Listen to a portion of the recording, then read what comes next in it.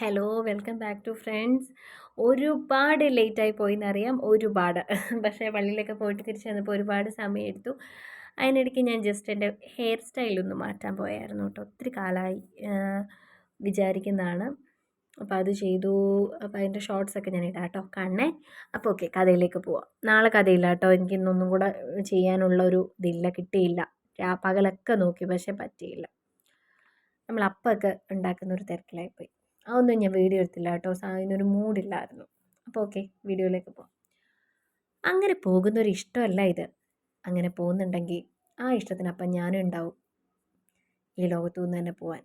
അത്രയ്ക്കിഷ്ടമാണ്, എൻ്റെ ജീവനേക്കാളേറെ തന്നെ. അവനത് പറഞ്ഞപ്പോൾ തന്നെ അവളുടെ മിഴികൾ ചുവന്നു. സന്തോഷം കൊണ്ട് ആ മിഴികളിൽ നിന്നും 2 നീർത്തുള്ളികൾ താഴേക്ക് പതിക്കാൻ വെമ്പിയപ്പോൾ അവൻ്റെ ചൂണ്ടുവിരൽ അതിനെ കവർന്നെടുത്തു. ഇനി ഒരിക്കലും ആ മിഴികളെ നിറയാൻ അനുവദിക്കാതെ തനിക്ക് വേണ്ടി മാത്രമായി ഒരാൾ സംസാരിക്കുക, അത് മരിയെ സംബന്ധിച്ചിടത്തോളം ജീവിതത്തിലെ തന്നെ ആദ്യത്തെ അനുഭവമാണ്. അതുകൊണ്ട് തന്നെയാണ് അവനോട് ആദ്യം തോന്നിയ അകൽച്ച മാറി തുടങ്ങിയതും ഫോൺ വെച്ചതും. ആനി അവളോട് പഠിത്തത്തെക്കുറിച്ചും ചെന്നൈയിലെ ജീവിതത്തെക്കുറിച്ചും ഒക്കെ ചോദിച്ചു. തുടക്കത്തിൽ തന്നെ തോന്നിയ വിഷമവും സങ്കടവും ഒക്കെ മാറി പതിയെ പതിയെ സന്തോഷം കൈവരുന്നത് അവളും അറിയുന്നുണ്ടായിരുന്നു. അവർ കാണിച്ചു കൊടുത്ത ഒരു മുറിയിലേക്ക് ചെന്ന് അവൾ കുളിച്ച് വസ്ത്രം മാറാനും തയ്യാറെടുത്തു. ബാഗിൽ നിന്നും വസ്ത്രം എടുത്ത് കുളിമുറിയിലേക്ക് പോയിരുന്നു. തലയിലേക്ക് തണുത്ത വെള്ളം വീഴുന്ന ആ നിമിഷങ്ങളിലൊക്കെ മനസ്സിൽ സോളമൻ പറഞ്ഞ വാക്കുകൾ തന്നെയായിരുന്നു നിറഞ്ഞു നിന്നത്. ജീവിതത്തിൽ ഇത്രയുമൊക്കെ അനുഭവിച്ച തനിക്ക് ഇനിയും ഒരു ദുഃഖം കൂടി താങ്ങാൻ സാധിക്കുമോ?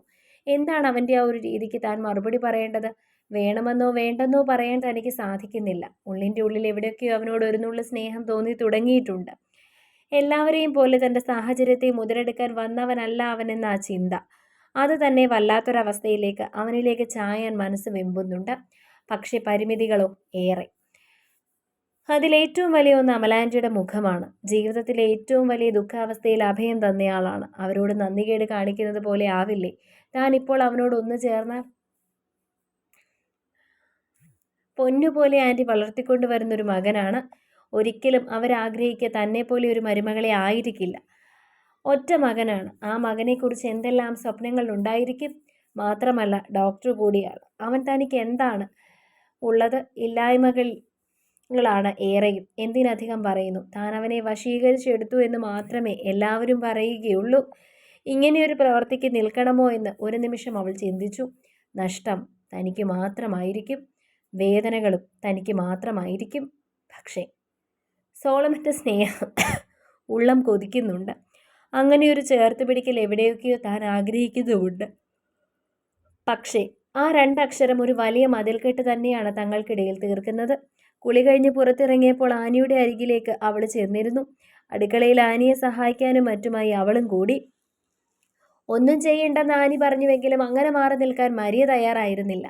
ഓർമ്മ വെച്ച കാലം മുതൽ ജോലികളൊക്കെ ചെയ്ത് പഠിച്ചിട്ടുള്ളത് കൊണ്ടായിരിക്കാം ഒരു മിനിറ്റ് പോലും വെറുതെ ഇരിക്കാൻ തോന്നാറില്ല. എന്തെങ്കിലുമൊക്കെ ചെയ്യുമ്പോൾ തൻ്റെ മനസ്സിൻ്റെ വിഷമവും ഒരു പരിധിയിൽ കൂടുതൽ കുറയുന്നത് അവൾക്ക് മനസ്സിലാക്കാൻ സാധിക്കുന്നുണ്ടായിരുന്നു. ആനി അമലയുടെ കുട്ടിക്കാല കഥകളും മറ്റും പറയുന്ന തിരക്കിലാണ്. ഒപ്പം തന്നെ മരിയയുടെ അമ്മയെക്കുറിച്ച് ചോദിക്കുന്നുമുണ്ട്.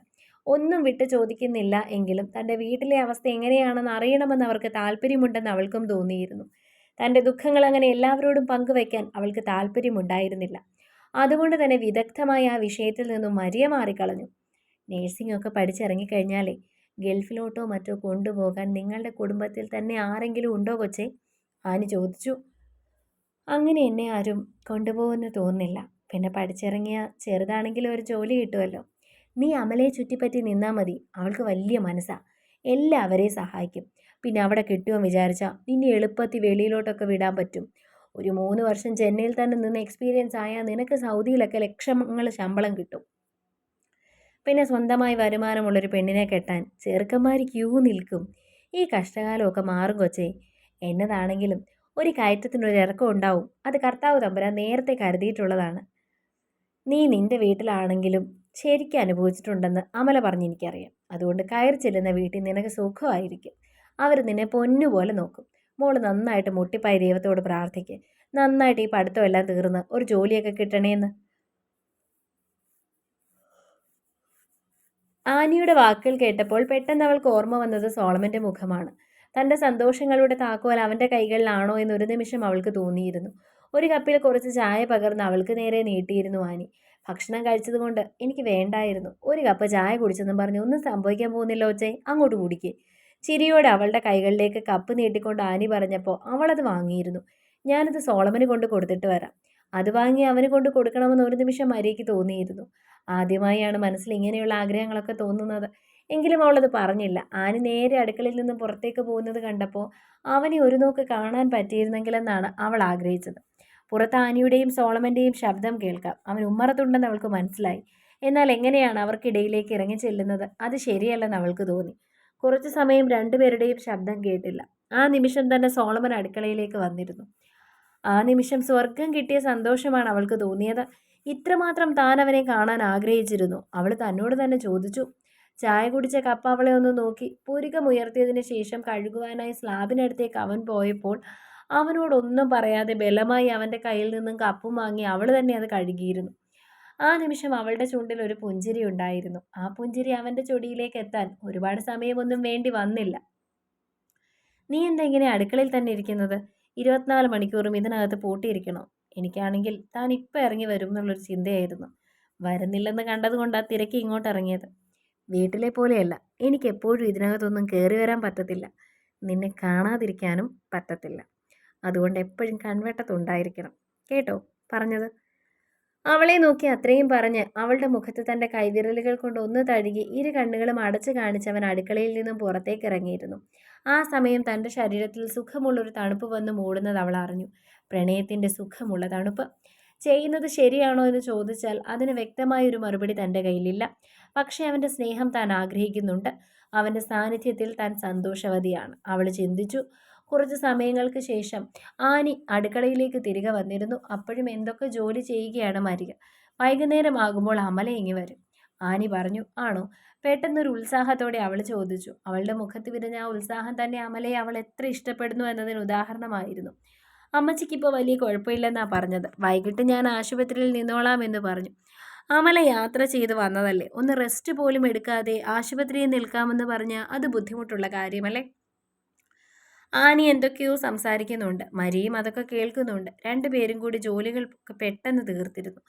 എല്ലാ കാര്യങ്ങളും അറിഞ്ഞു ചെയ്യുന്ന കൂട്ടത്തിലാണ് മരി എന്ന് ആനിക്കും മനസ്സിലായി.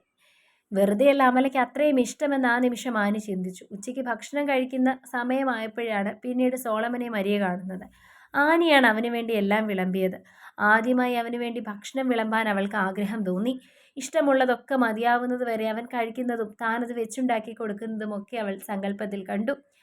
അത് അവളിൽ ഒരു പുഞ്ചിരി വിടർത്തി. തന്നെ ചിരിക്കുന്ന അവളെ കണ്ടുകൊണ്ട് കണ്ണു കൂർപ്പിച്ച് എന്താണെന്ന രീതിയിൽ അവൻ കണ്ണുകൾ കൊണ്ടൊന്ന് ചോദിച്ചു. ഒന്നുമില്ലെന്ന് ചുമല് കൂച്ചി കാണിച്ചവൾ അടുക്കളയിലേക്ക് കയറിപ്പോയിരുന്നു. ആ നിമിഷം അവനിലും ഒരു പുഞ്ചിരി നിറഞ്ഞിരുന്നു. ആനിക്കൊപ്പം ഇരുന്നാണ് മരിയ ഭക്ഷണം കഴിച്ചത്. എല്ലാ കാര്യത്തിലും ഒരു അച്ചടക്കമുള്ള കൂട്ടത്തിലാണ് മരിയെന്ന് തോന്നി. അവൾ ചെയ്യുന്ന കാര്യങ്ങളിൽ ആ വൃത്തിയും പ്രകടമാണ്. കുറച്ചു നേരം പോയി കിടന്നോ കൊച്ചേ? വന്നപ്പോൾ തൊട്ട് ഓരോ ജോലിയും ചെയ്ത് ഇങ്ങനെ ഇരിക്കുകയല്ലേ? ആനി പറഞ്ഞു. എന്തെങ്കിലും ചെയ്തില്ലെങ്കിൽ എനിക്ക് ബോറടിക്കും. ഞാൻ എപ്പോഴും എന്തെങ്കിലും ചെയ്തുകൊണ്ടിരിക്കും. ഇല്ലെങ്കിൽ എനിക്ക് ബോറടിക്കാൻ തുടങ്ങും. ഞാൻ പണ്ട് തൊട്ടേ ഇങ്ങനെ ജോലികളൊക്കെ ചെയ്തിട്ടുള്ളത് കൊണ്ടാവും ഭയങ്കര ബോറടിയാ. ജോലി ചെയ്തില്ലെങ്കിൽ കിടന്നാലും ഉറക്കമൊന്നും വരില്ല.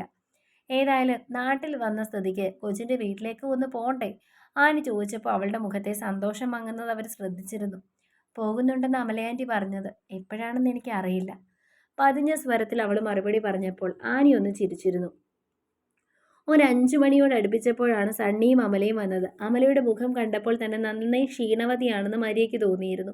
എങ്കിലും അമലയെ കണ്ടപ്പോൾ ഒരു വല്ലാത്ത ആശ്വാസം തോന്നി അവൾക്ക്. സ്വന്തം അമ്മയെ കാണുമ്പോൾ പോലും ഇങ്ങനെയൊരു സമാധാനം തോന്നിയിട്ടില്ല. വളരെ കുറച്ച് സമയം കൊണ്ട് തനിക്ക് വലിയൊരു ആത്മബന്ധം അമലയോട് ഉണ്ടായിട്ടുണ്ടെന്ന് അവൾക്ക് തോന്നിയിരുന്നു. തന്നോടുള്ള അവരുടെ ഇടപെടൽ തന്നെയാണ് അതിന് കാരണം. മരിയെ നോക്കി നന്നായി ഒന്ന് പുഞ്ചിരിച്ചുകൊണ്ടാണ് അമല കയറി വന്നത്. നീ അങ്ങ് ക്ഷീണിച്ചു പോയല്ലോ. ഒറ്റ ദിവസം ആശുപത്രിയിൽ നിന്നപ്പോഴേക്കും. ആനി പറഞ്ഞു. ആശുപത്രിയിൽ നിൽപ്പ് മാത്രമായിരുന്നില്ലല്ലോ ആനി ചേച്ചി.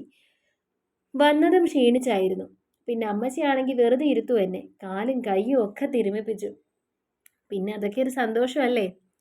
അമ്മച്ചി ഡിസ്ചാർജ് ആവാൻ എന്താണെങ്കിലും കുറച്ചധികം സമയമെടുക്കും, ആനി പറഞ്ഞു. ശരിയാ, ഇന്ന് സണ്ണിച്ചായനും എന്നോട് പറഞ്ഞു, അമല പറഞ്ഞു. അയ്യോ, ഞാൻ നിങ്ങളെ വന്ന പാടെ വിശേഷം ചോദിക്കുക ചെയ്തത്. ചായ എടുത്തുകൊണ്ട് വരാം. അതും പറഞ്ഞ് ആനി പോയപ്പോഴേക്കും 2 കപ്പിൽ ചായയുമായി മരിയ വന്നിരുന്നു. അത് കാണെ ആനി അവളെ ഒന്ന് നോക്കി നന്നായി ചിരിച്ചു. അമലയും സണ്ണിയും മുഖത്തോട് മുഖം നോക്കി ഹൃദയം നിറഞ്ഞൊരു പുഞ്ചിരി സമ്മാനിച്ചു. ഞാൻ പറഞ്ഞപ്പോഴേക്കും ചായ കൊണ്ട് ആളിങ്ങെത്തിയല്ലോ. മരിയെ നോക്കിക്കൊണ്ട് ആനി പറഞ്ഞപ്പോൾ അവളും ഒന്ന് ചിരിച്ചിരുന്നു. സണ്ണിയുടെയും അമലയുടെയും കൈകളിലേക്ക് ചായ കൊടുത്തതിന് ശേഷം അവൾ മാറി നിന്നു. നീ വല്ലതും കഴിച്ചോ മോളെ? അമല വാത്സല്യത്തോട് അവളുടെ മുഖത്തേക്ക് നോക്കി ചോദിച്ചു. അതെന്നാ വർത്തമാനമാണ് അമലെ നീ പറയുന്നത്? ഞാൻ എന്നാ അവളെ ഇവിടെ പട്ടിണി കിട്ടേക്കുവാണോ? അല്പം ദേഷ്യത്തോടെ എന്നാൽ ഒരു കുസൃതിയോടെ ആനി ചോദിച്ചപ്പോൾ അമലയൊന്ന് ചിരിച്ചു കാണിച്ചു. അതുകൊണ്ടല്ല ചേച്ചി, വേണമെങ്കിൽ കൂടി വേണ്ടെന്ന് പറയുന്ന കൂട്ടത്തിലാണ് മരിയ. അതെനിക്ക് നന്നായിട്ട് അറിയാവുന്നത് കൊണ്ട് ഞാൻ ഈ കൊച്ചിനെ നിർബന്ധിച്ച് എന്തെങ്കിലും കഴിപ്പിക്കും. അതാ ചോദിച്ചത് വല്ലതും കഴിച്ചോ എന്ന്. അത് നീ പറഞ്ഞത് സത്യമാ. ആഹാരമൊക്കെ കഴിക്കുന്നത് നുള്ളിപ്പെറുക്കിയ. വന്നപ്പോൾ തൊട്ട് എൻ്റെ കൂടെ ഓരോ ജോലിയും ചെയ്ത് കൂടിയതാണ്. ഒന്ന് കിടക്കാൻ പറഞ്ഞിട്ട് പോലും കേട്ടില്ല. നിനക്കൊന്ന് റെസ്റ്റ് എടുക്കായിരുന്നില്ലേ മോളെ? എത്ര നേരം യാത്ര ചെയ്ത് വന്നതാ? അമല സ്നേഹത്തിൽ ചാലിച്ച ഒരു ശാസനം പോലെ പറഞ്ഞു. അവളൊന്ന് ചിരിക്കുക മാത്രമാണ് ചെയ്തത്.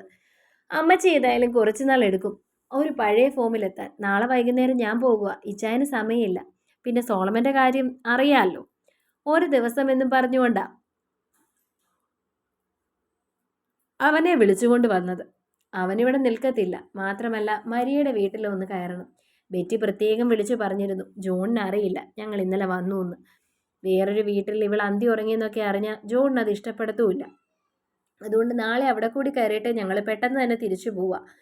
ഞാൻ അമ്മച്ചിയോട് പറഞ്ഞിട്ടുണ്ട് ഒന്ന് കാണാൻ വേണ്ടി. ഞാൻ ഓടിപ്പിടിച്ച് വന്നതാണെന്ന്. ഇവിടെ ഇപ്പം എൻ്റെ ആവശ്യമുണ്ടോ ചേച്ചി? അല്ലെങ്കിൽ പിന്നെ ഇവരെ വിട്ടിട്ട് ഞാനിവിടെ നിൽക്കാമെന്ന് വെക്കാം, അമല ചോദിച്ചു. അതിൻ്റെ ഒന്നും ആവശ്യമില്ലെന്നേ. ഇവിടെ ജോലിക്ക് നിൽക്കുന്ന ഒരു പെണ്ണുണ്ട്, പിന്നെ ഞാനും ഉണ്ട്. മാറി മാറി ആശുപത്രിയിൽ നിൽക്കാനൊക്കെ ഇഷ്ടം പോലെ ആൾക്കാരുണ്ട്. നീ ഇപ്പോൾ അതൊന്നും ഓർത്ത് വിഷമിക്കേണ്ട. പിന്നെ അമ്മച്ചിക്ക് നിന്നെ കാണണമെന്ന് പറഞ്ഞുകൊണ്ട് വിളിച്ചു വരുത്തിയെന്നേ ഉള്ളൂ. പ്രായമായവരുടെ ആഗ്രഹങ്ങൾ നമ്മൾ സാധിപ്പിച്ചു കൊടുക്കണ്ടേ? ആനി പറഞ്ഞു. സോളമൻ എവിടെ? കണ്ടില്ലല്ലോ. സണ്ണിയാണ് ചോദിച്ചത്. മുകളിലുണ്ട്, ഞാൻ വിളിക്കാം. നിങ്ങൾ വന്നത് അവൻ അറിഞ്ഞു കാണില്ല. ആനി അങ്ങോട്ട് നോക്കി പറഞ്ഞപ്പോൾ അറിയാതെ മരിയയുടെ മിഴികളും അവിടേക്ക് പോയിരുന്നു. ആനിയെ തുടർന്നു പോകുന്ന മരിയയുടെ മിഴികൾ ഒരു നിമിഷം സണ്ണിയുടെ കണ്ണിലും പതിഞ്ഞിരുന്നു. അടുത്ത ഭാഗങ്ങൾക്ക് വേണ്ടി ചാനൽ സബ്സ്ക്രൈബ് ചെയ്യാൻ മറക്കല്ലേ. അപ്പം നാളത്തെ മറ്റേ വീഡിയോ കാണണം കേട്ടോ, day in my life. Okay, കണ്ടില്ലെങ്കിലും കമൻറ്റ് ചെയ്യണം. ഇതിനും കമൻറ്റ് ചെയ്യണം കേട്ടോ. അപ്പോൾ ഓക്കെ, ഗുഡ് നൈറ്റ്.